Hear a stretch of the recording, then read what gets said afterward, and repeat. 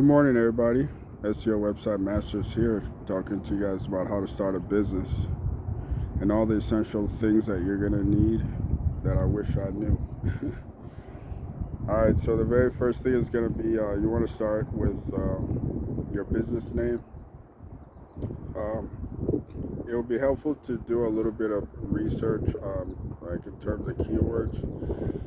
Just find something that is not too long, and you're strategically incorporating keywords into the name.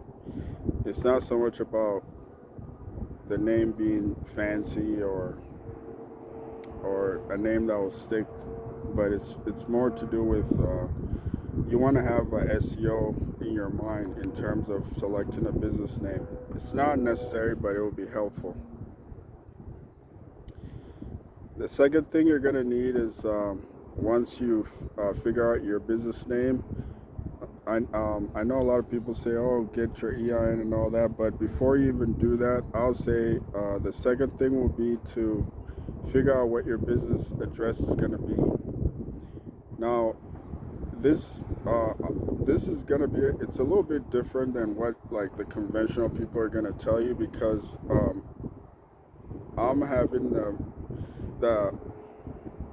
attitude that you really want to build a business with building business credit in mind. You don't want to just start up a business willy-nilly to expect to just grow without having some sort of business building business credit in mind. If you build it with the idea of building business credit, it's really gonna help you in terms of shooting two birds with one stone. In one way, you're building a business. In the other way is you're building business credit, which will really help with financing. So we all know how many times businesses fail, and a lot of times it's because they run into financing issues. So with building business credit in mind, you're really gonna put yourself in a position to be able to finance your business operations to help sustain longevity. So with that view in mind, I may have to make a separate videos about getting a business address, but this is just going to be a quick 10 tips on all the essential things that you're going to need to start a business, a successful business. So when you are looking for a physical place, it's you'll find that especially if you live in a big city, it's pretty expensive. So there are a lot of ways around that in terms of utilizing virtual addresses. Now, virtual address is something where you're actually renting a physical space, but the business may not be physically there, but you're just using it for credit building purposes and also for receiving mail. And with some virtual addresses, you can actually depend on the kind of plan that you're under. You can actually have a physical presence, and you can also invite your customers to have a meeting, conferences. You can do talks and things of that nature. But this is with the idea that you're starting from scratch and you don't have you don't have any capital, so you're really just starting from the bottom up and building yourself up to a successful business. If you have the money, yes, it's worth it to get a physical address, but if obviously if you're starting a business, more than likely you're starting from the bottom up. So you want to pick a good virtual address that will have somewhat of a presence in a metropolitan area. It has a physical location. It's a place where you can receive mail. There's like a lot. There's a couple of good ones like Regis. I don't know, if I'm saying it right. There's there's another one called like Intelligence something. There's Da Vinci. I'll drop the links down below for you guys to check them out. But a virtual address is a good way to go in terms of building business credit. Okay, so once you have a business address, then you want to go ahead and register for an EIN. So when you register for the EIN, make sure you're using your actual business address. Do not mix your personal. And another thing about business address, don't use your personal home address. A lot of creditors, they'll actually Google map you, when you're applying for a credit card or something or you're applying for a line of credit, net 30s, net 45s. There, some of them are actually going to look you up.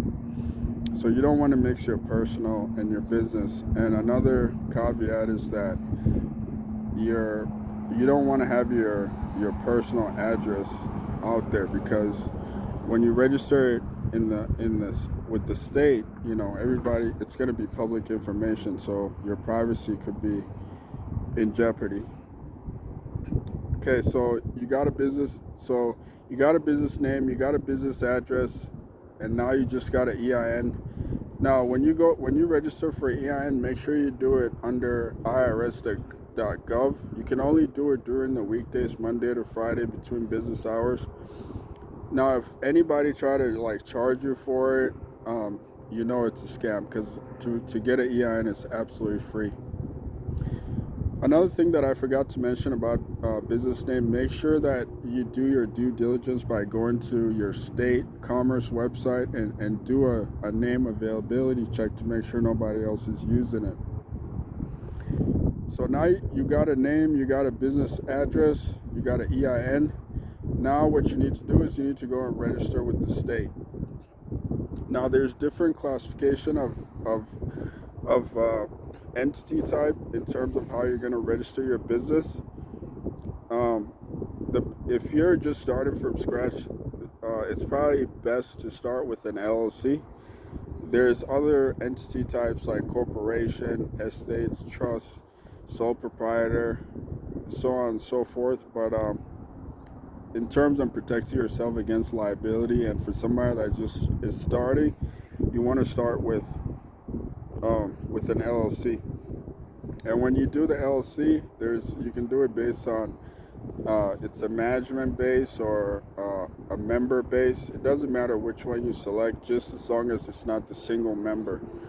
When you're under the single member, you're likely to put yourself in jeopardy in case things don't work out, and now you're vulnerable for your corporate peers to be veiled. So just try not to do the single member registration. So now you got the name, you got the address, you got the EIN, you register with the state. Then you're going to need a business phone number. Now, the business phone number, you don't want to use your personal. It would be best to get an actual 800 number, and the best part is to make sure you get the type of 800 that will allow you to register with 411. You can still get the 800 without the 411, but you would have to figure out a way to register the 411 yourself. There's different ways you can do it. I think you can just go and try it yourself. I've never personally done it, but I've heard of people doing it that way and getting some results. I think Verizon also has a service for really cheap, I think $1 or $2 per month, where you can register that way. You can go to Super Pages, register that way. But in any case, you just want to it's essential that your business is registered under 411, because like I said, with the view of building business credit, there's going to be creditors that are actually going to look you up. They're basically going to check all these things that I'm telling you to make sure that you're there. And if there's any type of discrepancies in terms of your address or in terms of like your phone number or anything that doesn't match, they'll deny you just for that reason. Okay, so now we got the business phone number, we got the 411. And so as far as business credit is concerned, the final piece that you really need that's important is to get a bank account. Now, you want to get a business bank account. Again, you want to make sure everything matches your phone number, your business address, all the bells and whistles, right? Go get a business bank account. Now, it's helpful to go to a credit union because the credit union, they're very lenient with somebody starting as far as a small business is concerned. And if you check all these bells and whistles, you're likely to get a business credit card right away. Now, another important thing that I forgot to mention is before you start a business, make sure your personal credit is right. And try and get it up to like 700, and then freeze your credit. So when you check all those boxes that I just mentioned, you may qualify for a pretty decent credit limit, as far as a business credit card. If your personal credit is good, you'll be able to be the personal guarantor, and the bank, will likely, actually voluntarily offer you a pretty decent credit limit. But it's very necessary that you make sure your personal is right, okay? So you got all these things. So now you got a bank account. So now you're going to need a website, right? Okay, and when you get a website, make sure you optimize it with keywords. And this is where we come in, SEO. We can help you with that. And then you want to get a business email. Okay, and make sure your business email is at yourdomain.com, and make sure your domain is somewhere. Try and use your actual business name as your domain. So you got your website, you got your email, you got your phone number, you got a bank account. And then make sure you register with Google My Business. Bing also has one. And then register with Google Search Console. And once you do that, you pretty much are ready to take over the world, because not only is your business set up correctly, but you also are optimized on the web, so people can start discovering you right away. And then now you start to become active. You've set up social media profiles. Get TikTok, Facebook, LinkedIn, YouTube, Pinterest is good. Also, Twitter is also good. And you just try and become active, right? And start, creating content, posting consistently. While you're doing that, you're also building your business credit simultaneously. So when you have those two things, business set up correctly, building credit simultaneously, you're really off to a good start. I hope this video helped you guys. If you have any questions, feel free to drop it in the comment. Make sure you guys like, subscribe, share. If there's anything that I missed, drop it off in the comment, or you can contact me at info@SEOwebsitemasters.com. If you need any help, feel free to reach out. I hope this video helps you. Thank you for listening. Till next time.